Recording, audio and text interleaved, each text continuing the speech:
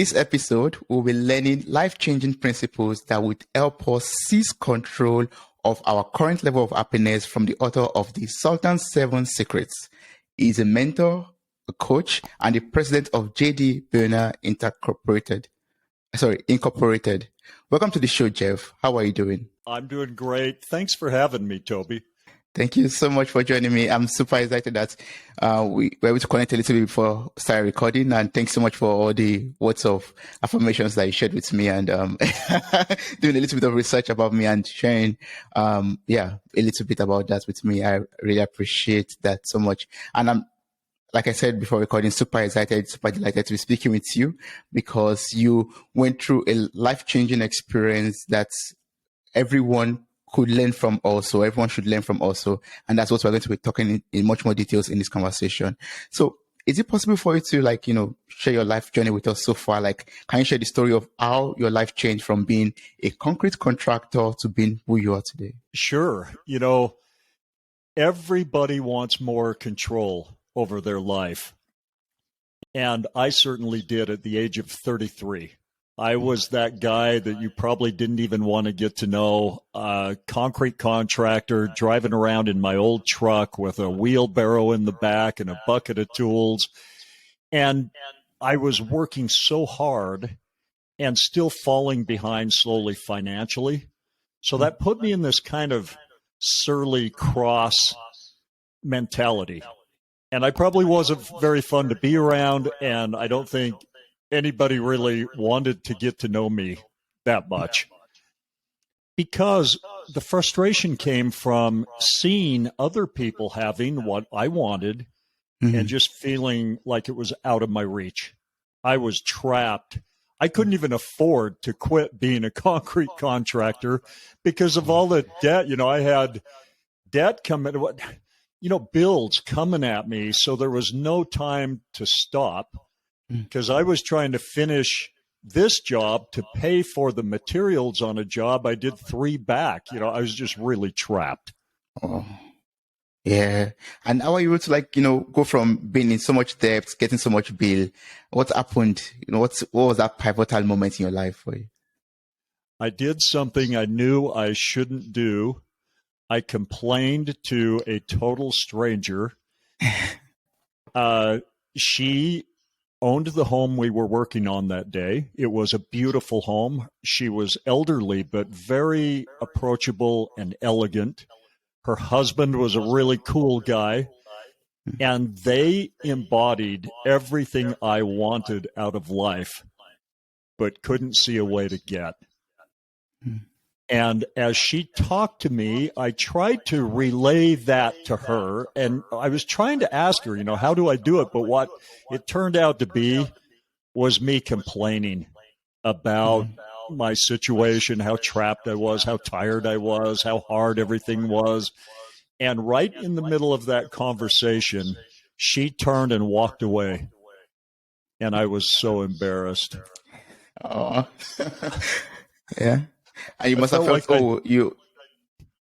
I felt like I found my idol and then blew it by showing her my side, my life. But a few minutes later, she came back and placed a manuscript in my hands. And in that moment, I had no idea that my prayers for a better life had just been answered. I actually thought, lady, I don't have time to read anything. I'll get home tonight at 7:30. I'll wolf down my dinner, shower, and fall into bed exhausted just to get up at 5:30 the next morning and do it all over again. But I did read the first page that night and ended up staying up all night long, reading all of it and studying it and taking notes. Back then, this was 93. So I didn't have a copy machine in my home like I do today. So I didn't copy it. I just made handwritten notes. Oh, she asked me to return it to her the next day anyway, so I didn't have time to copy it. I wish I had now. Yeah.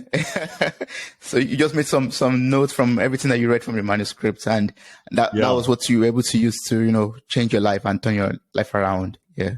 Well, Yeah. you're not going to believe this story. This manuscript tells the story of a real man in history named Sultan Musa of Mali.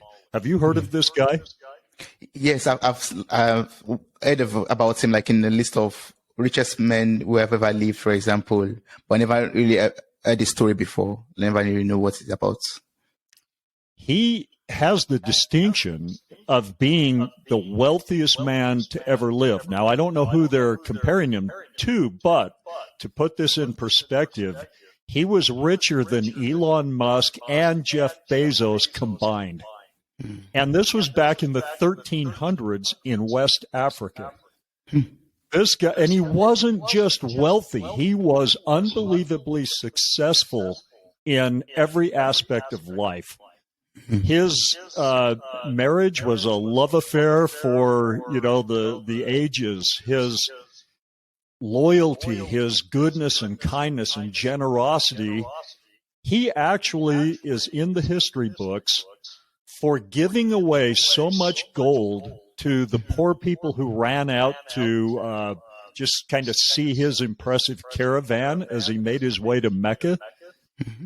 He gave away so much gold that it temporarily collapsed the Egyptian economy. This is how generous this guy was. It took about 2 years for the economy to come back. Just from him, one guy, Yeah, yes, yes. I'm so glad that you packed all of his secrets into your wonderful book, which is called The Sultan's Seven Secrets. So can you tell us about your book and the greatest story never told? The greatest story never told, and it's really a crime that it isn't taught everywhere, is the rags to riches story of Sultan Musa of Mali, but really how he did it. When he was a young man, he wasn't educated. He had no father. He was just out on the streets trying to figure it out.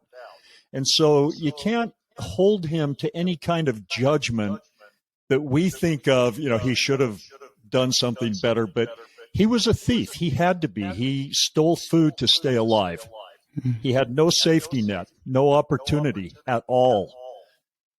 And an older thief convinced him to be part of a heist, which was a successful heist, but Musa, the older thief, locked him in a cave, sealed him in a cave, and left him to die instead of, sharing the wealth with him. Yeah. And so he did die. He had what we call a near-death experience. And in this experience, while he was locked in the cave, he came out of his physical body, but he was still very much alive, and he wrote all of this down. He encounters a man made of light and love. And this man made of light teaches him how the world works, teaches him how creation works. Well, he also tells him that he has to go back, that he has a work to do among his people, and assures him that he'll get out of the cave, which miraculously Musa does. He gets out of the cave, he staggers to a stream, he's almost dead with dehydration. He's been in the cave for 3+ days. And you think about it, his physical situation in that moment was worse than anyone you know. I mean, you think you got problems? Let's look at his. He was fatherless. He had no opportunity or safety net, nothing to look forward to, no education, no skills. And now he was a criminal. He had just wiped out the fortune and all of the wealth of an entire family, committing all of them to terrible poverty. And he's carrying that guilt. But in his heart, he carried a priceless secret. Basically, these principles, which I call the 7 secrets, and he used them to totally turn his life around. He lifted himself out of poverty with these secrets, but also later lifted the entire Mali kingdom out of poverty. It's said that he started construction on a new school every Friday. Wow. And this was before he was Sultan. He was just incredibly wealthy and successful. And in these schools, he taught these principles. And it's these principles that expanded the kingdom, made it happier, more prosperous in every way, and really, got it into the history books. The change from a poor, warring nation to a productive, cooperative, really rich country, nation, kingdom is a better word. Wow. I'm really looking forward to learning these principles from you. The 5 secrets are also listed in your book too. This book is available on Amazon and on your website also. I'm going to place the link in the show notes of this episode. But while you were talking about this, I'm sharing this story in a bit. I just got this there's a kind of reflection or similarity between your own story and his own story. He was a fatherless boy from West Africa, poor. Apart from the crime that he committed, you were also a concrete, a concrete contractor in debt. And, with these principles, you were able to change your life. You found a manuscript. The man of light gave him the principles and he was able to become a sultan, from that, become the wealthiest man who has ever lived. And you also, who you are today, wealthy and in abundance, basically. So can you reveal these secrets to us? Can you walk us through the 5 secrets, the 7 secrets that you listed in your book? Let me talk about 3 of them, because once you have these 3, you have the basics. And then the other 4, well, number 5 is the real magic, but you have to understand the first 3 before you can really get into that. So I want to tell you one thing. Sultan Musa of Mali is also the actual author of the well-loved fairy tale, Aladdin and the Magic Lamp. And he wrote that as a metaphor for his own life. And Antoine Galland, who published it, was honest about that. He said he never wrote it. He got it from a Syrian fisherman, 2 parchments. One was the fairy tale. The other was an interpretation of the fairy tale. And it contained all of the teachings of the man made of light. It contained something called the language of the gods.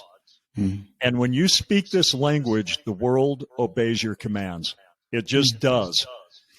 And that language was in the manuscript. But Antoine Galland never published the second manuscript. He only published the fairy tale. And he wrote about why the second manuscript talked about, 2 bodies, 2 minds, near-death experience, God, all these things that kind of ran contrary to the world he lived in the 1600s. You got to keep in mind, people were still burned at the stake for the crime of heresy in the 1600s in Europe.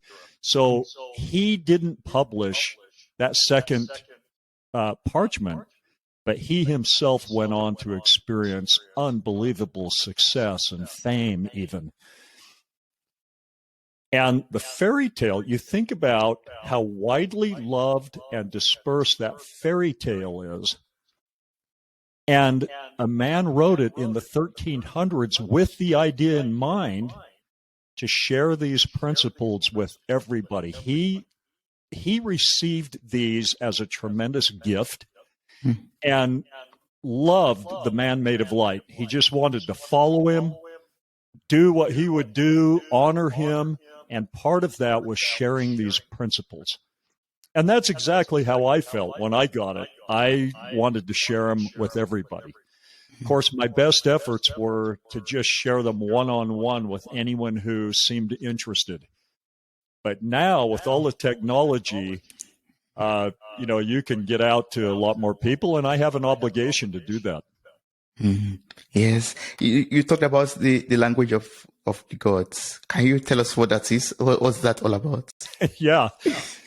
It sounds crazy, but it is so simple that when you understand it, it may tick you off a little bit that you haven't seen it a long time ago. To explain this, I've got to go to the fairy tale. Now, why would he embed his secrets in a fairy tale? Mm. To save his own life. He couldn't just come out in the 1300s in West Africa and say, hey, I died yesterday and then I came back to life. And by the way, I met God who taught me things that none of our learned scholars know anything about. You know, that is a way to get in a lot of trouble. Even when you're Sultan, you can get in trouble if you start sounding crazy. So he wrote the fairy tale. He put the elements in the fairy tale. And then he would use that to teach these concepts. And if anyone had a problem or anyone called him out, he would say, hey, just relax. It's a story. You know, it's a great story. And I'm just using my wisdom to kind of fill in what I think it means. So he was very wise, very cagey, clever. So let's go to the fairy tale. There are four main elements, and I want to talk about the first three. Yeah. The first element is, of course, Aladdin, this poor kid who's really struggling. And that represents you, me, all of us, but it represents our conscious mind, the entity we think of as us. And we each have a unique personality that we think of as, you know, that's us, that's who we are. Mm-hmm. But if you stop and think about it, you've been told since you were a little boy who you are. You've been pushed into believing who you are. But let's skip that for now and go to the second element, which is this all-powerful genie who can get you anything you want if you know how to summons him. Well, how do you summons him? Well, that takes you to the magic lamp, which is the most important part of the story. That changes everything for Aladdin. Yeah. The magic lamp represents the language of the gods, but it represents more than that. It's the understanding of this language. It's an understanding of the genie that, by the way, represents something Musa called the veiled mind. Or we know it as the subconscious mind. Thankfully, we can relate to that concept. Your subconscious mind is the mechanism that is controlling your life. It's steering you exactly where it thinks you're supposed to go. But who told it? Who told it what to believe about where you're supposed to go? You did. And I'm going to tell you how. Yeah. Not with the words that come out of your mouth. Your subconscious mind is aware of everything you say, but it's not programmed. It doesn't obey and it doesn't listen to the words that come out of your mouth or the thoughts you think. Again, it's aware of them, but it doesn't obey your thoughts. It operates on a much more simplistic type of a mechanism, and that is your feelings. Feelings is the language of the gods. Feelings is represented by the magic lamp, but understanding how it works. So here's how it works. I'm just going to tell you and your listeners right now. Yes, please. Your subconscious mind has been programmed. Stop thinking of it as a passionate entity.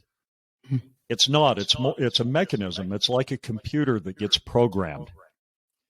But it's so much more powerful because it's connected to everything in the universe. It's connected to other people's subconscious minds. It's connected to all wisdom, all knowledge. It has access to everything you want, but it will only bring it to you when you set the frequency right, which we'll talk about in a minute. But it's also connected to God. And one of the first things I tell people when I teach them this, is this all goes back to the man made of light. And the quicker you accept that that's real, that there is there's a God, whatever name you want to put on him, if you just want to think of him as a higher power, but that's the first thing Musa learned, is that a higher power absolutely exists, and that his spirit body, not the one back in the cave, the physical body, that when the spirit body pops out of the physical due to injury or disease or any reason why the physical can't be inhabited by a spirit anymore, the spirit body just pops out. And that's what Musa did. But he realized he was still very much alive, and it's his spirit body that has the life and the power of life and the intelligence. And it keeps going. It's immortal. It never dies. And it's a child of God, literally. When you accept that, you become happier instantly. You recognize a value in yourself and in others that isn't there if you don't accept that. But you don't have to accept any of that to put these principles in practice. For example, speaking the language of the gods. Yeah. You don't have to accept the source. You don't have to believe me. You don't have to believe Musa. But if you do it, you'll get the results. You'll see it. You'll see the evidence.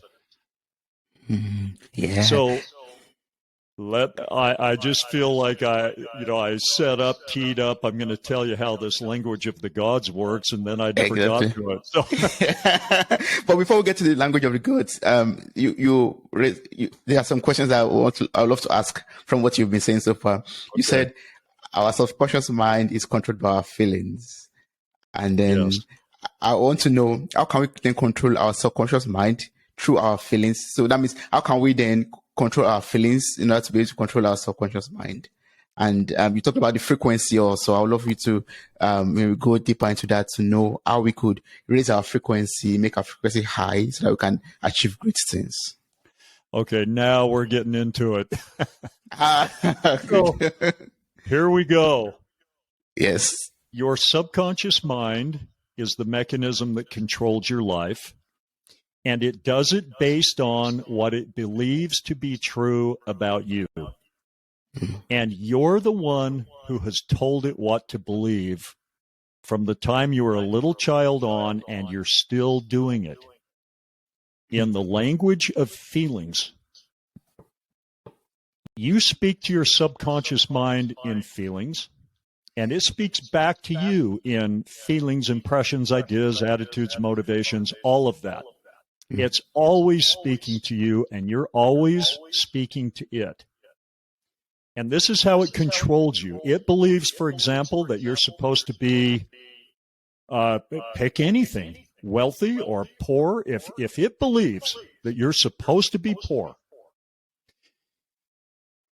you can have all kinds of opportunity around you, but you won't see it. You won't participate in it. You won't believe in yourself enough to grasp it and move forward, make a plan, get into action. None of that, because when you think of starting your own business and your subconscious mind believes that you can't, you're not supposed to, it will flood you with feelings of doubt and fear and concern. But somebody who's programmed subconsciously to be wealthy, they get the exact opposite.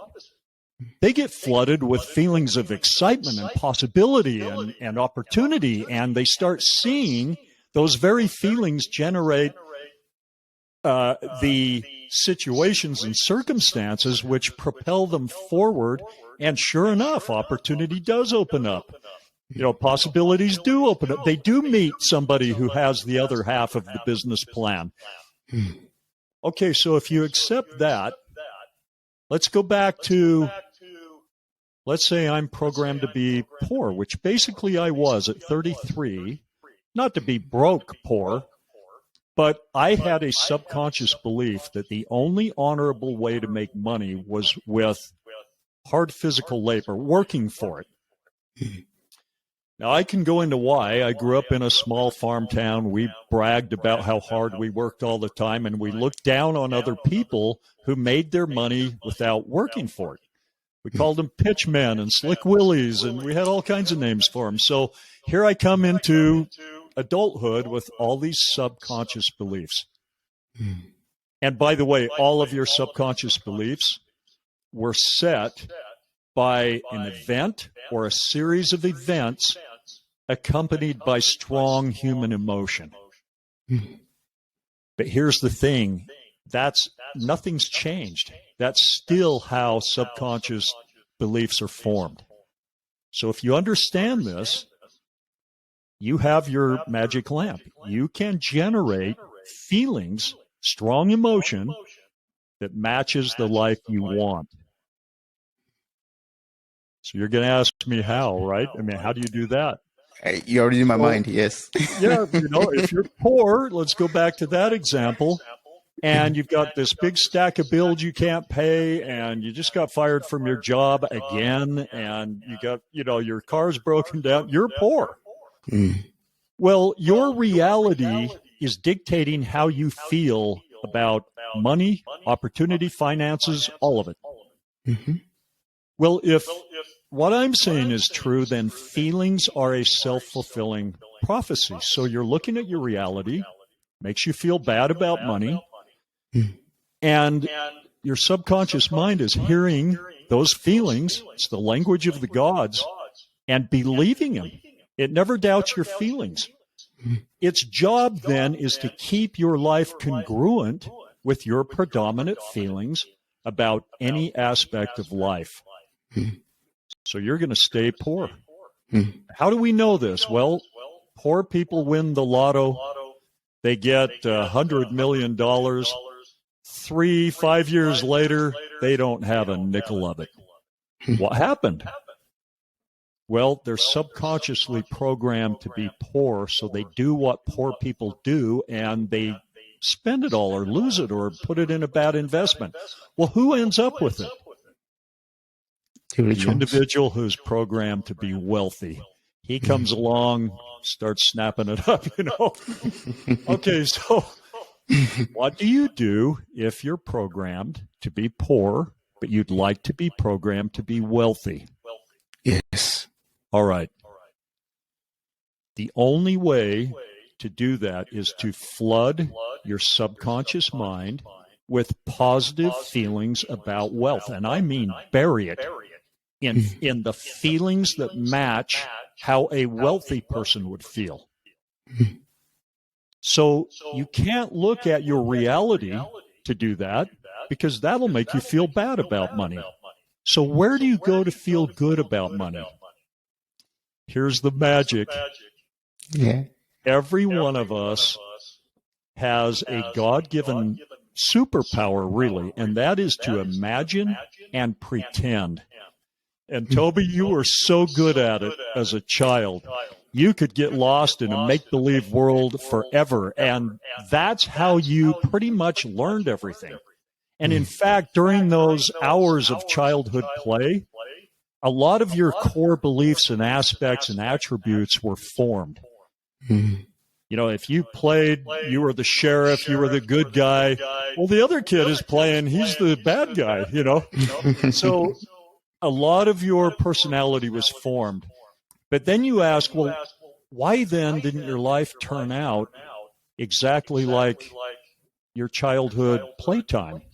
And the answer is, you were taught to quit pretending, to quit daydreaming. You were told to get your head out of the clouds, to get with reality, get with the program. You need a dose of reality therapy. You heard all this stuff. And these are well-meaning people in your life, your parents, teachers. They needed you to get with their program for your own good. And they had to get you to quit using your superpower to do it. It stood in the way of their program. Okay, that's fine. But now you're the adult. You get to decide what your life is. And you can do it very easily once you understand these 7 secrets. The trick, and you're free to do it, nobody can stop you from doing it, and that is to dream up the life you want. Now, as you get lost in these daydreams, how do you feel? I mean, let's imagine for a second that you pretend to have all the money you could ever want, and you get lost in it like you did as a kid in a daydream where you can imagine finding treasure, and you throw open the big treasure chest and it's filled with gold coins, and you start counting them and realize that each coin is an ounce, and an ounce is $2,000, and you think there's millions of these coins in here, and you just start getting lost in it. Well, you know that this imaginary scenario isn't real, right? You're just making it up. True. But what about the feelings it's generating? Are those real? Yeah, you better believe it. Yes. And your subconscious mind is listening.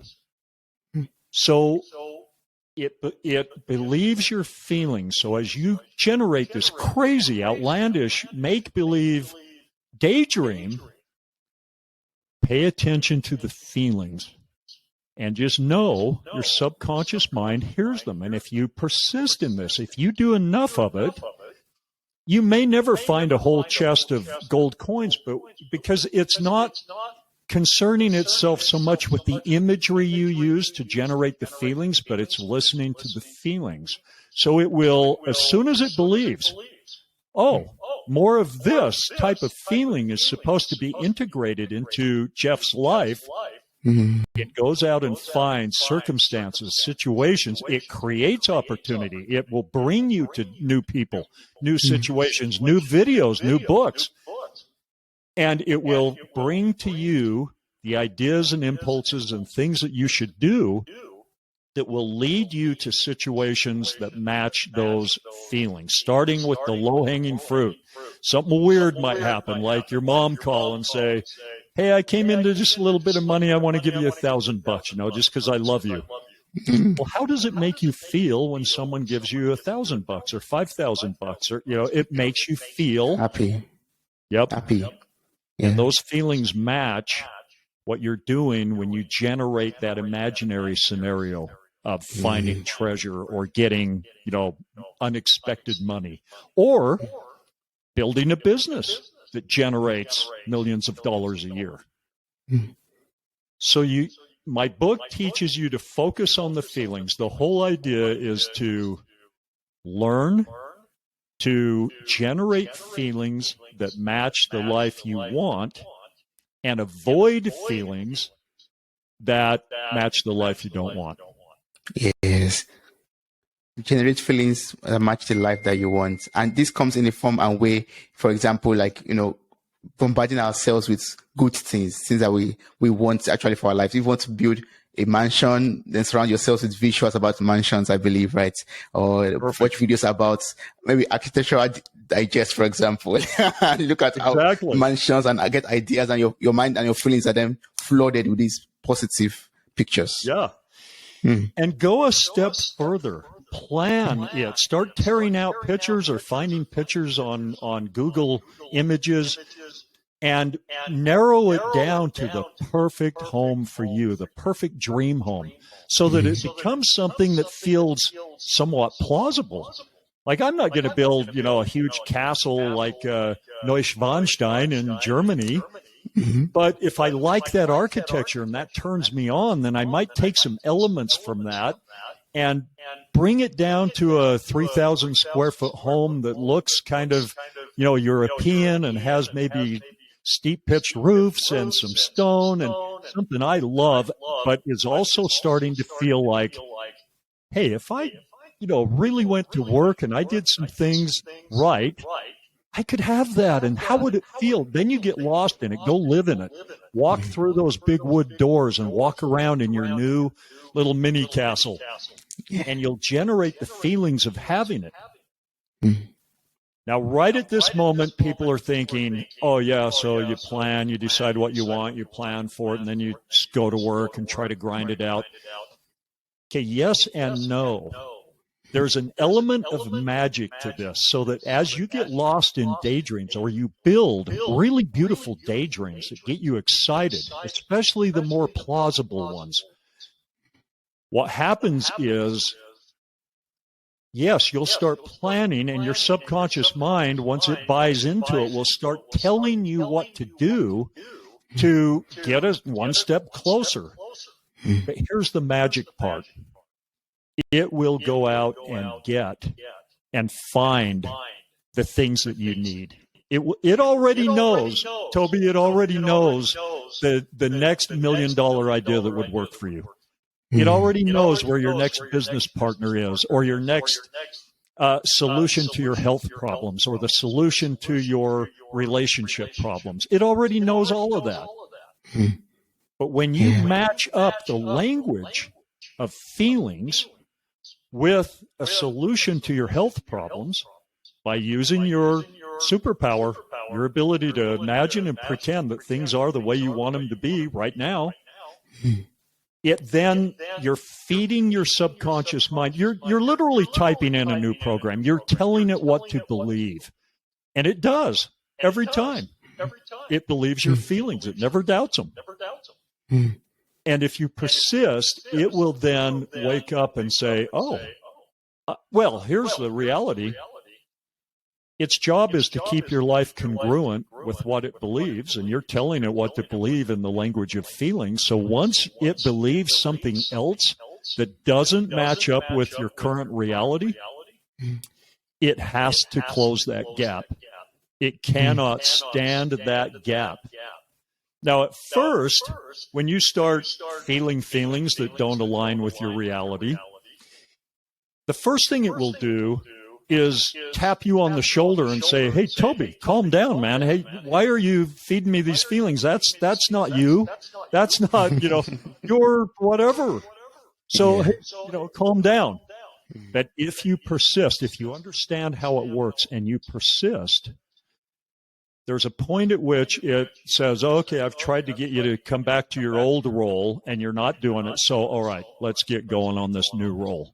And then once it buys into it, you've got your conscious mind and your subconscious mind aligned with the direction, the destination you want to get to. Toby, you can literally dictate future events. And when you speak this language of the gods correctly, not only are you going to have fun immediately, you start waking up every day anticipating this new day like a kid anticipates Christmas. But you're going to get there because it will start setting waypoints along the way to that destination. You're setting them like a GPS. You're telling it what to go create, and it will. And so if you do this, you will see weird coincidences pop up that match exactly what you've been telling your subconscious mind, your inner genie. In the language, it obeys. And in the metaphor, remember Aladdin and the magic lamp? Musa tells us that the genie, your subconscious mind, only says two things. One is a question. What is wanted? What do you want? And the other is your wish is my command. But here's the thing. It's always asking, what do you want? It's asking right now. And you're always answering, but in the language of feelings. So how do you feel right now about your relationships? How do you feel about your financial opportunities? How do you feel about your health and fitness? How do you feel about everything? And you can know exactly what your subconscious mind believes about any of those aspects by simply thinking about them and paying attention to how you feel. Because it's telling you who you are in the language of feelings. When you think about your marriage or your partnership or your anything, your relationship with your boss, your relationship with your kids. But let's take a partner, a committed relationship, and you think about your partner, you're going to instantly be flooded with feelings. Those feelings might be super positive, like just content and happy and blessed, or you might feel a little bit of rejection or anger or who knows what, negative feelings about your relationship. But this you can take to the bank. Whatever you're feeling, life is going to bring you more of it. Your own all-powerful genie is going to bring you more of it. It's going to keep your life congruent with your predominant feelings about any aspect of your life. Yeah. Wow, that's so powerful, Jeff. And now I understand even much more better what you wrote in the book. You wrote, imagination is the key to reality, and you just explained it all to me right now. That's so awesome. But once we have this imagination in our head, okay, I'm imagining I'm going to be maybe very super wealthy. I'm going to be successful, but my reality is not yet matching up with my imagination. How can I stay consistent and encouraged or motivated to keep on imagining these wonderful things and not, go back to the programming that our teachers or parents taught us, like, oh, get your heads out of the cloud and just face reality? Well, what you just asked a really powerful question. Because when you decide that you want a life that doesn't match your reality, you are going to be bombarded with feelings first of, hey, that's not you. You can't do it. Other people can, but you don't have the same education. You don't have the same capital. You don't have the same father. And it'll flood you with all these reasons why you can't. Yes. But here's the reality, and I explain this in my book, because I've spent 28 years developing the techniques and games and tricks and hacks that work. Because the reality is your subconscious mind loves to play certain games, but it won't participate in other things. So take affirmations, for example. If you're poor and you sit there and you say, I'm rich, I'm rich, I'm rich, I'm rich. Well, your subconscious mind is in control of everything. It knows that you're doing that because you're not rich. And, you want to be, but you're not. Yeah. So you won't change anything by doing that. However, there's a version of that where you slow down and you ask the right question.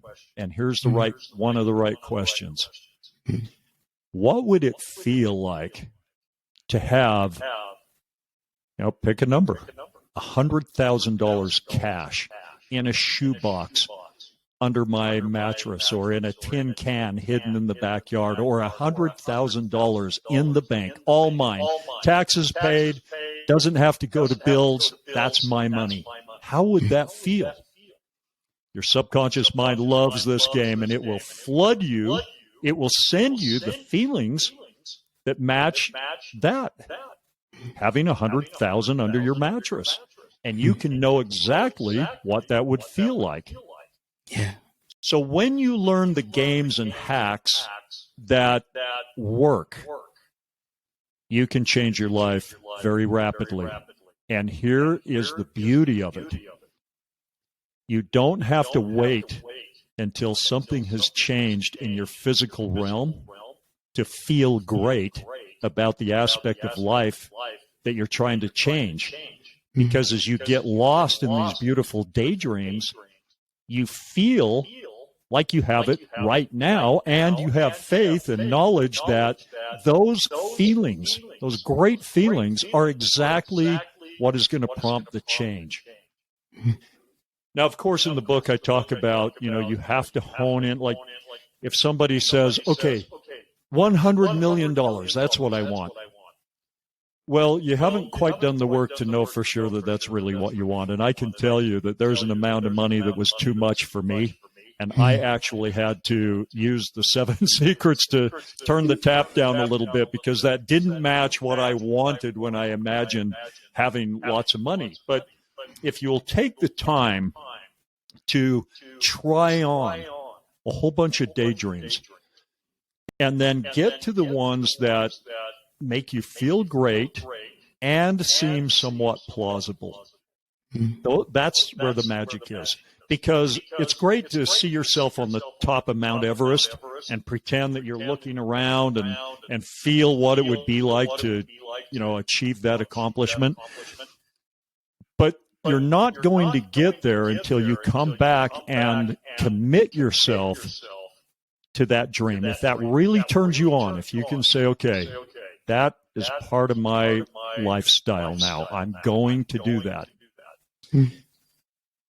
Then you start living the lifestyle. You get your subconscious mind engaged. You commit to, I'm going to climb Mount Everest. So what's the next step? Well, the next step, your subconscious mind, once you buys into it, it'll tell you loud and clear what to do next.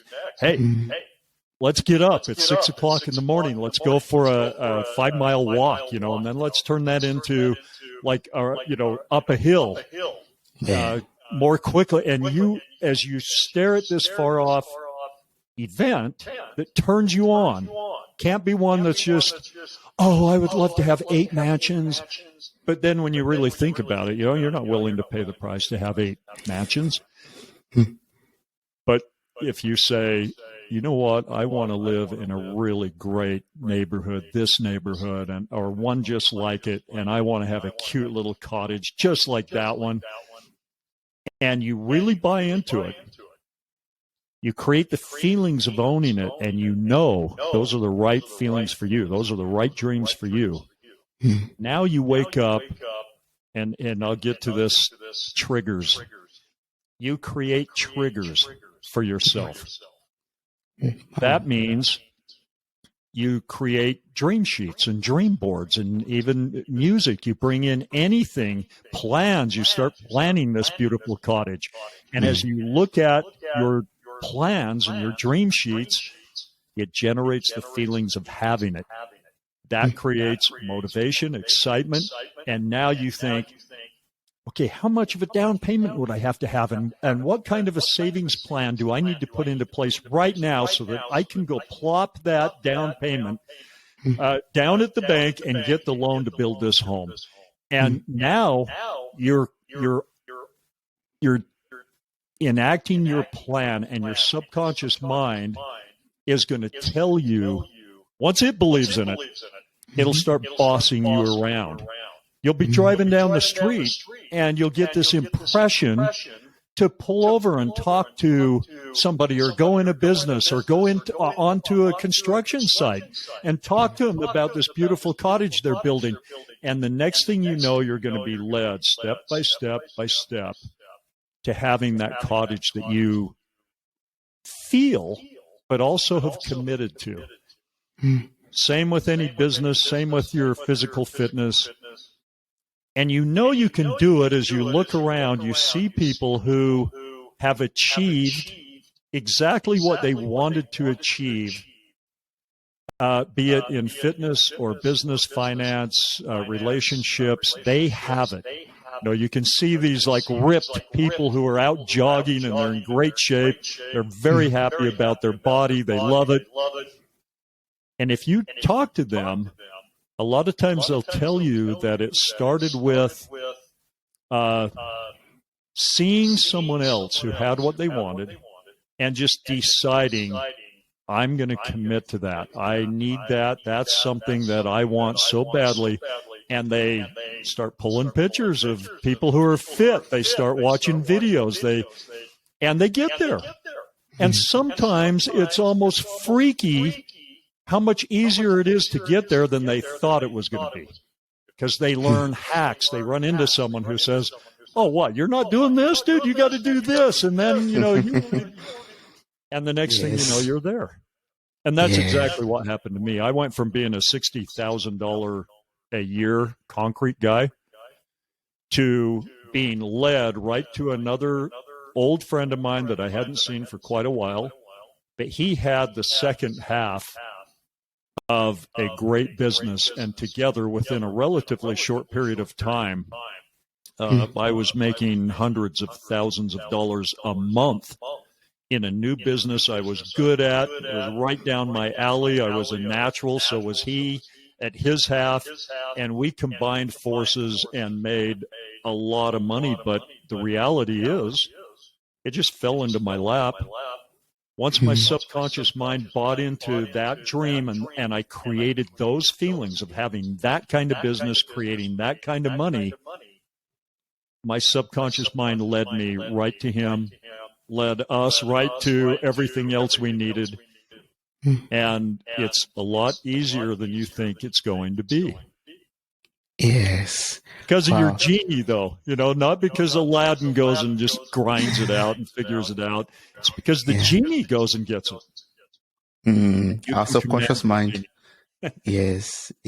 So once we're able to put our feelings under control, we're able to have that our subconscious mind, creating things that we want for our own lives. Like basically, it's just like making God make things work out for our good. Like we wish for it, we desire for it, and then everything begins to fall into place for us basically in life. Yes. And here's the beauty. You're not going to start out, and I didn't start out being able to feel millions of dollars. I started out, my first number was $86,000. That's all I could believe in. And when I hit on that number, I knew it was my next step number. It got me excited. I'd never had that kind of money in the bank, all mine before, but it was plausible. I could feel that if things, fell into place a little bit, I could have $86,000 all my own. And then I created triggers, like I had a checkbook that I would put my hand on, just one of those blue plastic checkbook covers. But in that bank account, I imagined I had $86,000 and I would feel how good it felt to have that money. And I would give thanks for it, like in advance. And I just felt it. And I did that several times every single day. But it wasn't work to do that, because it made me feel so good, so happy, that it was almost like, it was easier to do it than not do it. And I did that. I picked 5 things. I don't know if 5 things that I had honed down my dreams to where they were really exciting and plausible. And that's where the magic is. But I teach all that in my book. I teach you exactly how to try on dreams, how to get to the right dreams. And when you know that you're at the right dreams, that you can commit to them, these new dreams become your magnificent obsession, your reason for living, your purpose. And you can commit to it. This becomes like a guy who decides, I'm going to have a great physique. Initially, there's all this, oh, geez, I don't know if I can do it. I don't know if I can go without donuts. I don't know if I can put that much time into the gym. But as you get doing it, every little thing your subconscious mind tells you to do that you do, you now can see, you can believe it a little more. You're getting closer and closer, and you're getting more and more excited. And it just leads you there. But the whole thing starts with the right dreams. And you're free to do that. Nobody is tough enough to stop you from doing this, and there's no downside to building these beautiful daydreams that are plausible, that you could see happening if things, worked out a little bit for you. And then you buy into them and you start feeling them. And this is the trick. My book teaches you how to seize control of your feelings, because that's how you seize control of your life. But anyone can do it, and you can seize control of your future. Yes. You start with something small, but when you see the coincidences that start popping up, that's the evidence of your subconscious mind that's connected to everything. It's all powerful. It really is. Yeah. It's the evidence that it's on board and bringing you what you need and leading you there. And when you do it with something small, then you can believe in something a little bigger. And the next thing you know, you can believe in anything.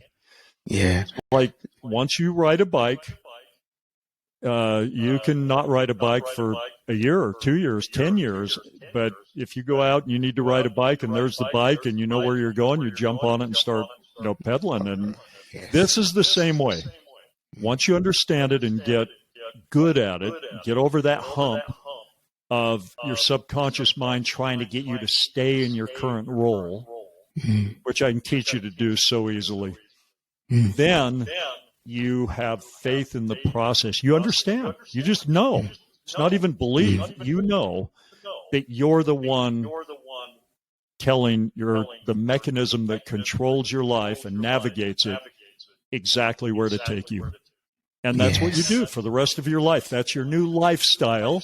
Just like a guy who's in great shape, he's living the lifestyle of a guy with a great physique, and he loves living that lifestyle. It's not work. It's all aligned with his dreams. So he loves working out. He loves skipping the donuts. He loves eating his diet and getting to sleep at night because it all feeds into his dream life. Yes. Does that make sense? Yes, and it becomes his own reality. It makes total sense. Yes. Yeah. I think this also explains the act of receiving also. Like once we can master or seize the control over our feelings, then we can also, have that dominion over the act of receiving, that we always get what we need or desire or want for our life to become who we want to be in life. That's the seventh secret, receiving your gifts. See, people are taught to think that if you live long enough, you might experience one miracle in your life. But the reality is, it's all a miracle. You're a miracle. The fact that you can see with your eyes, that you can breathe the gases around you without keeling over dead, that the earth is just the right distance from the sun so we don't freeze, but if it was any closer, we'd burn up. The fact that seeds are planted and grow into food, it's all a miracle. And if you receive, you see life that way. You start to receive all of your gifts, and you see what a miracle it is that you're even here. And as you do that, receiving with thankfulness aligns you with the art of receiving more. So as you start to see the world as a miracle and all these gifts, these miracles that have already happened for you, it's really easy to believe in one more, and then another one, and another one. And you can literally, with Secret 7, create a steady flow of miracles coming into your life. And you don't see them as weird anymore. You just expect them the same way you expect the sun to come up in the morning. Yes. You're in control. Go back to the very first secret. Your spirit body that animates your physical body, and we all know this is true because we've all experienced death in one way or another. We've seen people, or at least in the movies. There's this animated person, and then they're not animated anymore. It's like, what happened? That's just a lifeless lump of tissue. Well, the spirit body left. And that's the one with the life, not the physical. And when you start to understand this, you are a child of God, literally.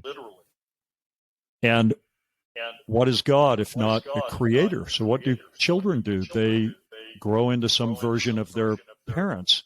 You're a junior creator now, and you're just learning how. You're off at school learning how to use your powers.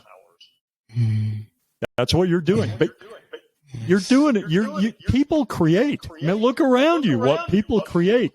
And you do it every day. Even if it's just as simple as a bowl full of cereal with milk poured over it and a spoon stuck in it ready to eat. It all starts by answering the question, what do you want? And then imagining, I feel like cereal. And then as you imagine the cereal and you imagine yourself eating it, even though your subconscious mind does that very quickly, it feeds you an impression of how tasty that cereal will be and that cold milk.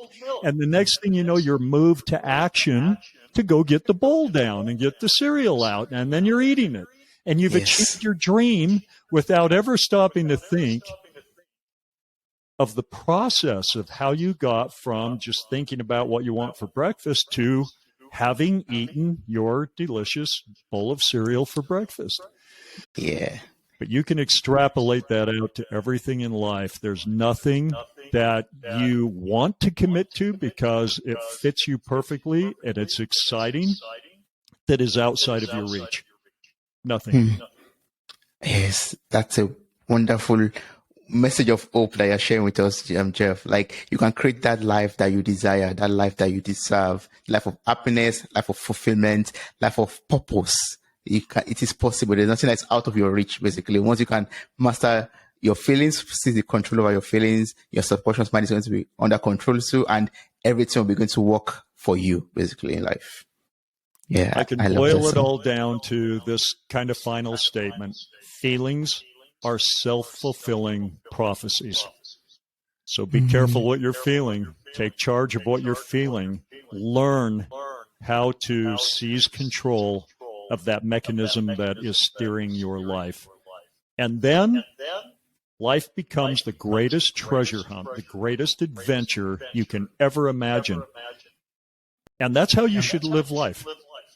And by the way, if you haven't been living life, let me give you a word of encouragement. If you haven't been living life this way, and you're still in that, frustration, you might be 50, 60 years old, or even 20 years old. It doesn't matter.